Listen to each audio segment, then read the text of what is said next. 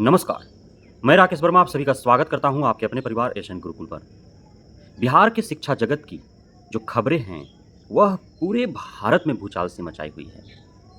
भारत की सारी खबरें एक तरफ और बिहार के शिक्षा विभाग की खबरें एक तरफ। पिछले 1 वर्ष से बिहार के शिक्षा विभाग में हलचल और हड़कंप एक साथ मचा हुआ है। हलचल इस बात की है कि लगातार टीआरई 1, टीआरई 2, टीआरई 3, टीआरई 4 ला करके और नए-नए शिक्षकों की भर्ती हो रही है, जिससे बिहार के साथ-साथ दूसरे राज्यों के भी शिक्षक अभ्यर्थियों को बिहार में शिक्षक बनने का मौका मिल रहा है और वे जद्दोजहद कर रहे हैं, तैयारी में जुटे हुए हैं। दूसरी तरफ हड़कंप इस बात की कि चाहे वे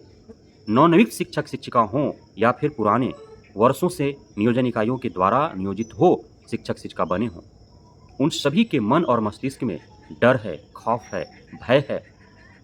कि कब उन्हें किस आधार पर निकाल दिया जाएगा और लगातार निकल भी रहे हैं, लगातार छँटनी भी हो रही है और बहुत ऐसे शिक्षक-शिक्षिकाएँ हैं, सैकड़ों, हज़ारों की तादाद में जो फरार हो चुके हैं, हो रहे हैं। नियोजन इकाइयों के द्वारा भी जो शिक्षकों का नियोजन हुआ था, उसमें भी और अत्यधिक धांधली सेटिंग हुए थे और अत्यधिक जानबूझ करके फर्जी और अयोग्य लोगों को पैसा, पकड़, पैरवी, पहुँच, पहचान के दम पर भर्ती ले लिया गया था। किसी का मुखिया से लगाव था, किसी का जिला परिषद से लगाव था, किसी का प्रमुख से लगाव था, किसी का पंचायत समिति से लगाव था, किसी का चेयरमैन से लगाव था, किसी का वार्ड कमिश्नर से लगाव था, किसी का विधायक सांसद से लगाव था, किसी का बड़े अधिकारी पदाधिकारियों के ही या फिर अन्य जनप्रतिनिधियों के ही हित रिश्तेदार आस-पड़ोस के लोग थे। और सब पत्ते की तरह जो है उन्होंने पैसा बोड़ा के बोड़ा गिना, कोई जेवर बेच के, कोई ज़मीन बेच के, कोई साहूकार, सूदखोर महाजन से ब्याज पर पैसा लेकर के, कोई हित रिश्तेदार से कर्ज लेकर के और किसी प्रकार वे शिक्षक बन गए कि शिक्षक बनने के बाद ज़मीन भी ले लेंगे, जेवर भी ले लेंगे, साहूकारों, सूदखोर महाजनों को भर भी देंगे और हित रिश्तेदारों का भी कर भर देंगे। उन्होंने ऐसा किया भी क्योंकि वे शिक्षक बनने में सफल हुए और वर्षों तक वे यूँ ही सरकार विभाग के आँख में धूल झोंक करके राजस्व पर चंपत लगाते रहे। आज उनके गर्दन पर तलवार लटकी है, आज उनकी नौकरी खतरे में है और जब सक्षमता परीक्षा के लिए आवेदन हुआ, उसमें जब ये सारे पकड़े गए, तो आज वे फरार चल रहे हैं, जिन्हें विभाग ढिबरी लालटेन लेकर के खोज रही है।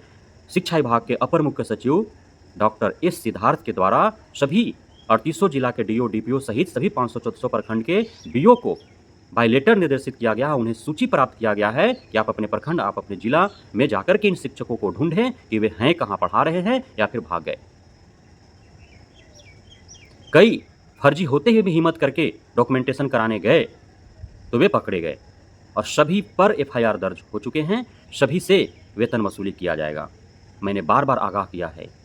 पिछले सक्षमता परीक्षा हेतु जब से घोषणाएँ हुई हैं, तब से मैंने आगाह करते आया है कि चाहे वह जिस भी कोटि के, जिस भी ग्रेड में, जिस भी विषय के फर्जी और अयोग्य हैं, उन्हें पता है, तो वे पतली गली से दुम दमा करके भाग जाएँ। अन्यथा यदि उन्हें विभाग के द्वारा पकड़ा गया, तो उन पर जो कार्रवाई होगा, आजीवन उसे भूल नहीं पाएँगे और आज वह दिन देखने को मिल रहा है। बिहार के शिक्षा मंत्री सुनील कुमार जी ने भी कह दिया कि जिन्हें हटाया गया है और हटाया जा रहा है, वे फर्जी थे, अयोग्य थे, उनका डॉक्यूमेंट अपूर्ण था,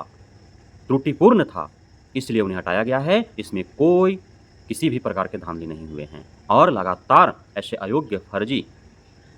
शिक्षक-शिक्षिकाओं को हटाया जाएगा, उन पर एफआईआर दर्ज कर और उनसे वेतन वसूली भी की जाएगी। इसलिए अब भी मौका है, आप यदि फर्जी हैं, अयोग्य हैं, धांधली सेटिंग कर सोलवर के माध्यम से बिहार में शिक्षक-शिक्षिका बन बिहार के राजस्व पर चंपत लगा रहे हैं, बिहार के बच्चों का भविष्य बर्बाद कर रहे हैं, तो अभी से आप इन कुकृत्यों पर पूर्ण विराम लगाते हुए और आप घर को चले जाएँ। बहुत-बहुत धन्यवाद आप सभी शिक्षक साथियों का, नवनियुक्त शिक्षकों का, भावी शिक्षकों का, छात्र-छात्राओं एवं उनके अभिभावकों, परिजनों का हमारे साथ जुड़े रहने के लिए, बने रहने के लिए, हमें इतना प्यार देने के लिए, यहाँ पे भरोसा बनाए रखने के लिए।